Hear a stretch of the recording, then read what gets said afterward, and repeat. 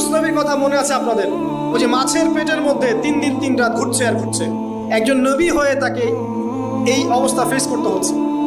এক পর্যায়ে তিনি বুঝতে পারছেন যে আমার কিছু একটা তো ভুল হয়েছে। আল্লাহর কাছে হাত তুলে দোয়া করলেন, লা ইলাহা ইল্লা আনতা সুবহানাকা ইন্নী কুনতু মিনাজ জালিমিন।